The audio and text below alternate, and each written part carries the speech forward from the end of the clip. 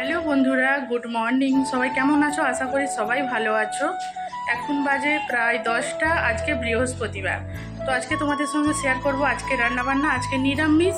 তো আজকে নিরামিষে কী আছে তো সবই তোমাদের সঙ্গে শেয়ার করবো। তো চলো তোমরা দেখতে থাকো। প্রথমেই দেখো ভাত বসিয়ে দিয়েছি, আর এখানে হয়েছে করলা ভাজা, আলু ভাজা, আর আছে মুগের ডাল। গুলো প্রথমেই করে নিয়েছি। এবার করব পটল আলু দিয়ে পোস্ত।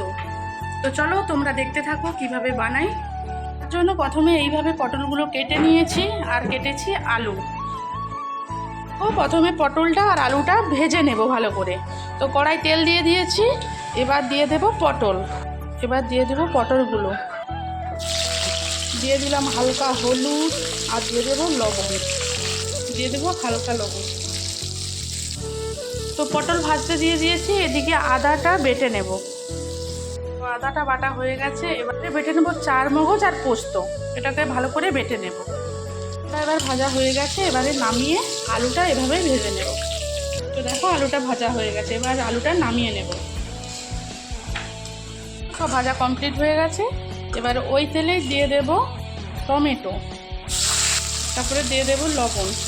তো টমেটোটা ভাজা হয়ে গেছে। এবারে দিয়ে দেব লঙ্কার গুঁড়ো।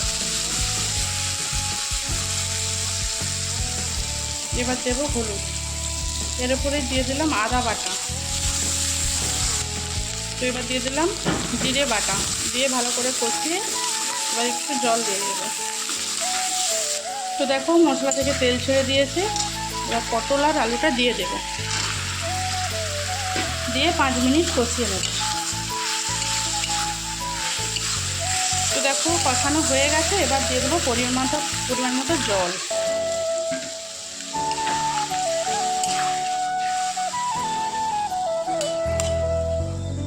দেখো জলটা মরে গেছে, আর আলুটাও সেদ্ধ হয়ে গেছে।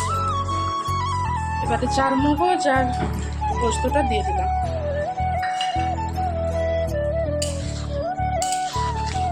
দিয়ে কিছুক্ষণ ফুটিয়ে নেব।